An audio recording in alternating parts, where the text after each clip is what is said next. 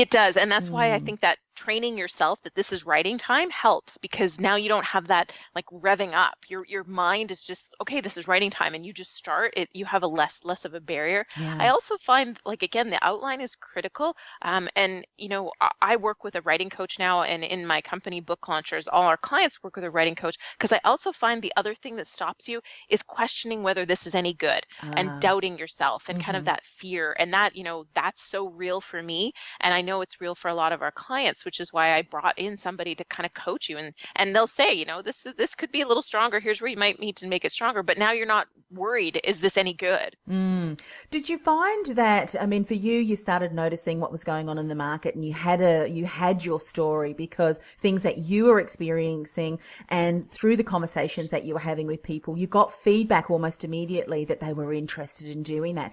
For someone that maybe has not done that yet, do you think it's a vital piece to start to seek evidence that the topic that you're thinking of creating or writing about is going to be of interest? Because so often we can write something or create something that we think is going to be of interest, but unfortunately it is not. Do you want to share some strategies around that?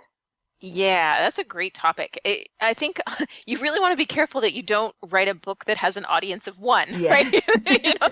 So I think while you want to write a book that is, has your unique spin, is like the book that only you can write because it's your stories, Mm. at the same time, you really want to make sure that you have a great audience, and that audience is the people that you want to connect with. Yeah. My best advice, without going in, this could be an entire episode, but Mm. you really want to be testing it along the way. And the very first thing is test that introduction. So that introduction, what I found is whenever I would get lost in my writing, I would come back to my introduction, and it kind of grounded me.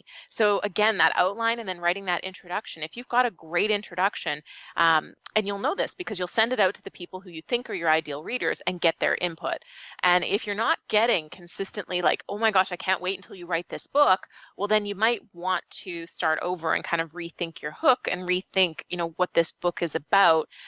It might just be that it's really interesting to you, but not other people. And a lot of Mm. times that doesn't mean you have to change the content. So it's just an angle, right? Yeah. It's all about, my book ultimately taught people how to invest into real estate, but the angle wasn't how to invest in real estate. The angle was, real estate investing is really scary, and you can lose a lot of money if you do it wrong. Yeah, absolutely. Well, great insights there.